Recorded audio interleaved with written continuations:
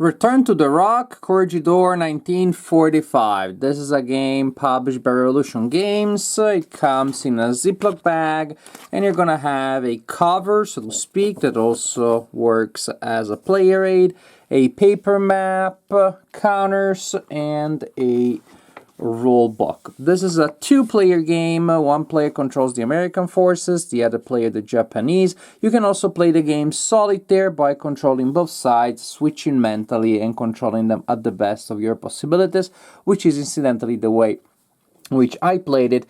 There is enough randomness here to definitely create a lot of surprises, a lot of twists. Even if you're controlling both sides, you won't be able to plan ahead too much, especially because of the specific historical circumstances that we have here. Of course, we're in 1945, World War II. The Americans are invading the island, and they're coming from two different directions. Through seaborne invasion, and they will land on that beach there, and airborne invasion, and they will land on the top side in that area. And when you are trying to move your American units to those two areas, you will roll a die, check a table, one for each mode of approach. Modifiers will apply if, for example, there are Japanese machine guns waiting for you there, and that will tell you if the unit that is trying to land or power drop there is going to be eliminated. It's not likely, but it may happen. If it will arrive, but it will be spent, or if it will arrive and will be fresh. Units are represented by counters, such as these ones, and you have attack factor, defense factor, and movement factor. When a unit is fresh, this is the side that you see. When a unit is spent, you flip it to that side. It only has the defensive factor available because that's all it can do at that point. Cannot move, cannot attack, anything else. If a unit is spent and it takes a hit, it is eliminated. And so, the fact that you don't know exactly how many of your American units will be spent, will be eliminated, will be fresh after they arrive, and so they can immediately activate, that creates a lot of unpredictability there. The Japanese units will set up in that box there because they're on the island, but you don't see them, so they're in the Japanese hidden units.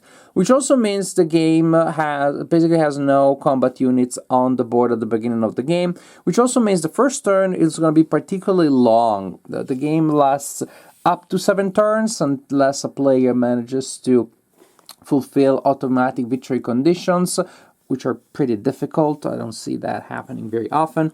And so the first turn, you can think of it as extended setup, as American units are arriving, then they move, then you bring in some more. Japanese units are also brought in. I would say the first turn is easy, like 1/3 or 1/4 of the entire game. Later turns will move much more quickly. So, each turn you are going to have, starting from turn 2, you're going to have reinforcements because we got to bring those, and the Americans don't have them. Don't have everybody on the board at the beginning of the game. And then the main turn is going to be, each main turn is divided into a day phase and a night phase, which are slightly different from one another.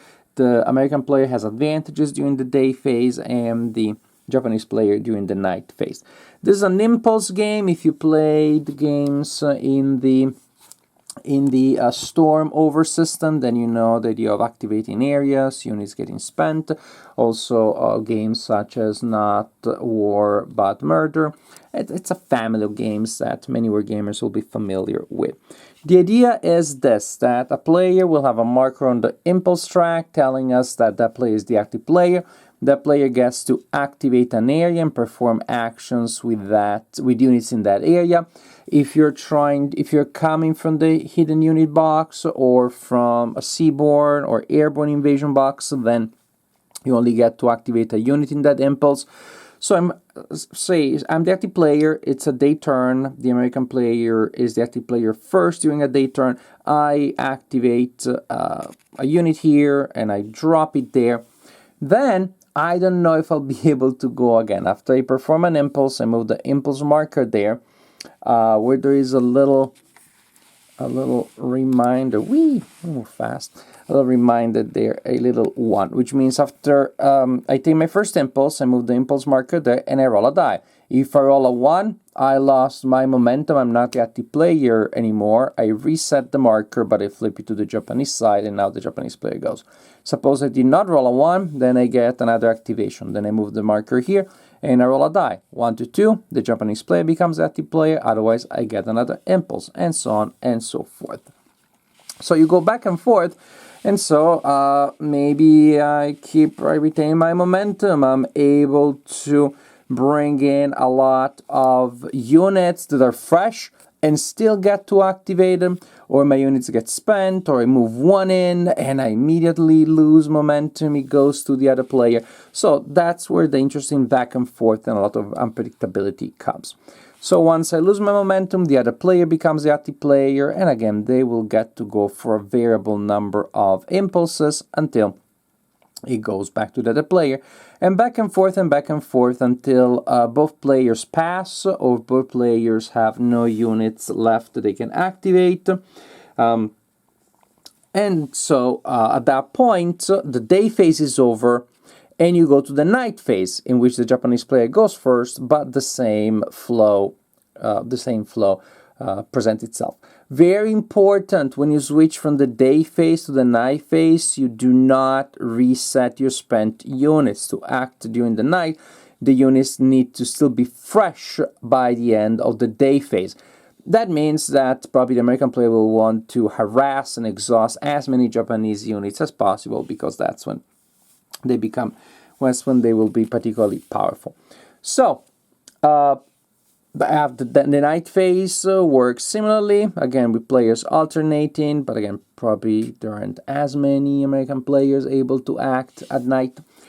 And then you continue like this, that after the night phase, then the day is over, the turn is over, you go to the second turn, and again day and the night, third turn, and so on and so forth. Now the day again has slight differences from the night. The idea is this, however, both night and day, you can, when it's your turn, you can declare an assault impulse, in which case your units will move and then can attack, or they can attack.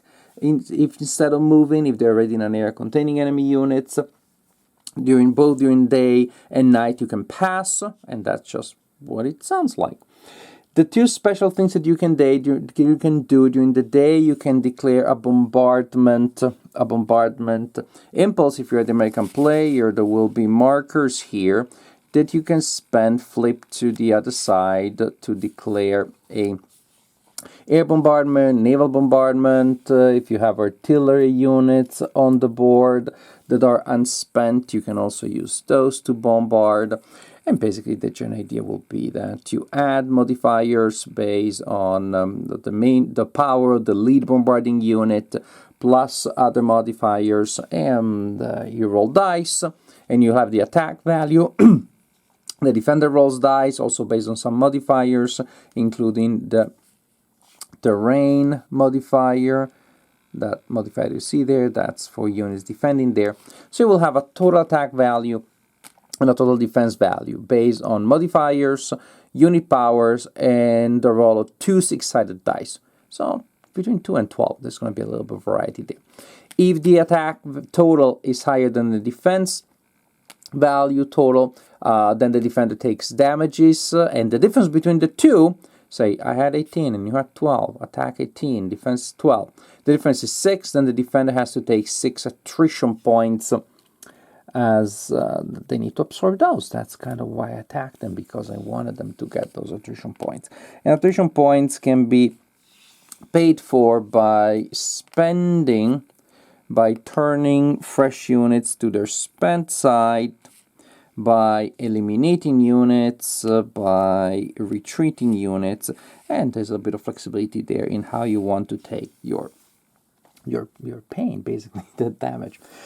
And the assault turn works, of course, sort of like how you probably imagine it works, which is you can activate fresh units for move, and if they enter an area that contains enemy units and you just enter them, there's a mandatory attack, but again, it's possible the units already start in an area containing enemy units. And moving is, again, works the way you imagine it does. You move them. Some areas have a solid border, which means it's restricted, and so some American units are unable to pass that border. When you have a mandatory attack during an assault turn, it's very similar to the one that I described for bombardment, but this time you choose a lead unit, a lead attacking unit and a lead defensive unit. And again, you calculate the attack total, which will be the power of the leading attacker, +1 for supporting attacking units, other possible modifiers, and roll 2d6. The defender gets the power of the lead defensive unit plus the defensive modifier, other modifiers, roll 2d6. And again, if the attack is higher than the defense, the defender takes attrition points. In any case, the attackers are all spent, and if the total attack was lower than the total defense, the lead unit is also removed. What happens, as I said, this is the day turn. At night, you have something similar. People can still move and assault. People can still pass. The American player cannot bombard at night. You cannot power drop or move units from the seaborne invasion box to the beach. But the Japanese has another option, a different kind of impulse at night only, which is the infiltration.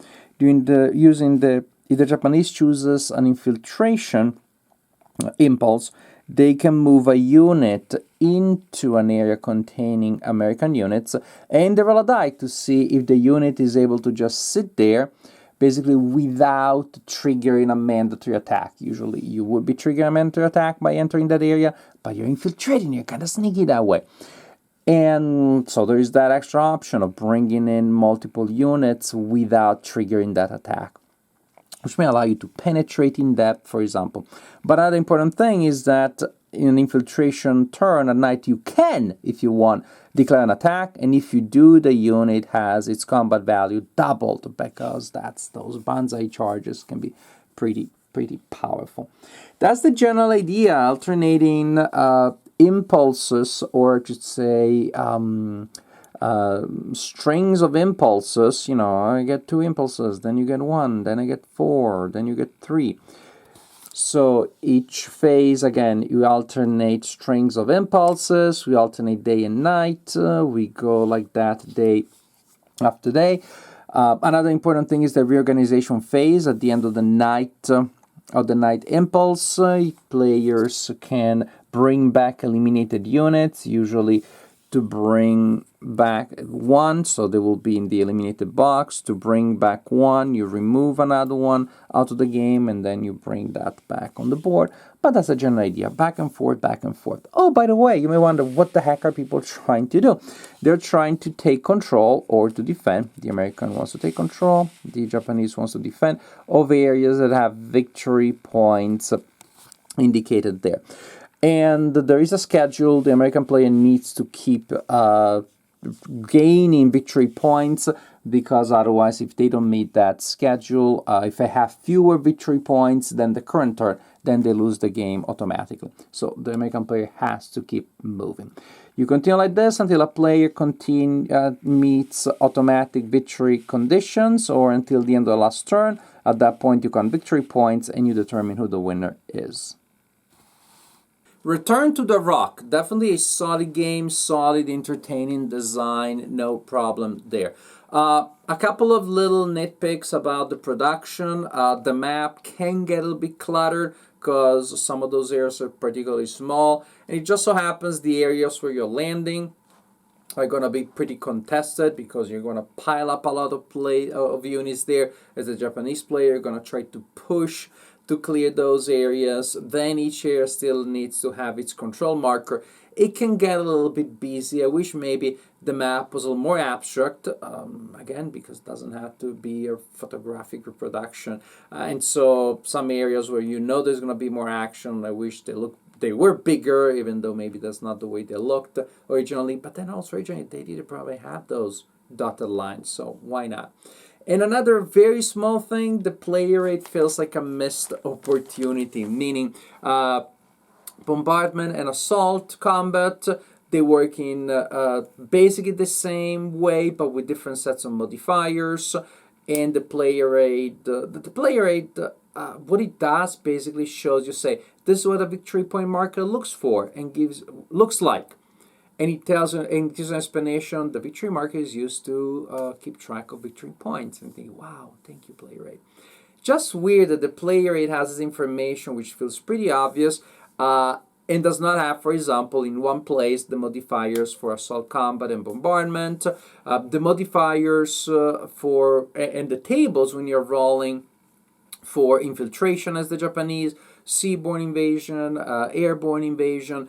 They could all be in one place, and they're not. Now, for those infiltration and seaborne and airborne invasion, they're on the map, but they are upside down relative to one another. So at the Japanese player, you're sitting on one side, so the infiltration table is facing you. The American tables are facing the other side for the American player, which is fine. But many people, I'm sure I'm not the only one who will play this game solitaire, then we don't like to read upside down. Not a problem, because you could have them facing that way on the map and facing the right way on the player aid. So again, it's a small nitpick there, but I decided I would pick that nit, whatever that even means, really. But if I'm telling you that, what I didn't like is that the player aid was a missed opportunity, that tells you that I don't see any major problem in any case, because the game is pretty solid. The historical situation is giving us the opportunity for an interesting flow of the game and for an interesting spatial deployment. You do not have many games in which you have the front basically is an expanding bubble of agency from the center of the map, plus another second front coming more linearly. It just doesn't happen that way. Usually you have main fronts, and maybe you have paratroopers with other areas of operations, but it's pretty different, pretty unique. And right there you have different situations as the game can really develop in different directions.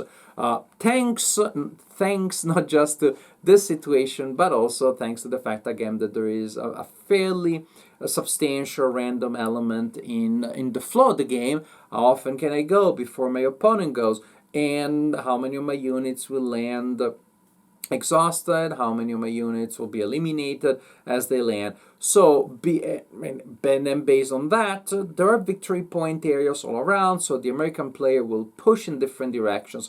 And so you don't really feel that the game is too scripted, other than there are too many areas where the Americans will arrive, because they arrive in different ways, they can push in different directions, in different order. So you feel that there is variety there.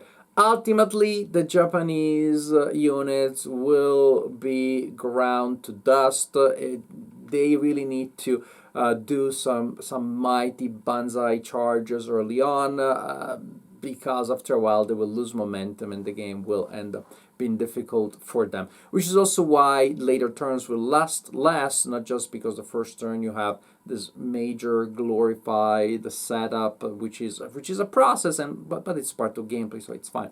It's just that later on the Japanese units are just not there anymore.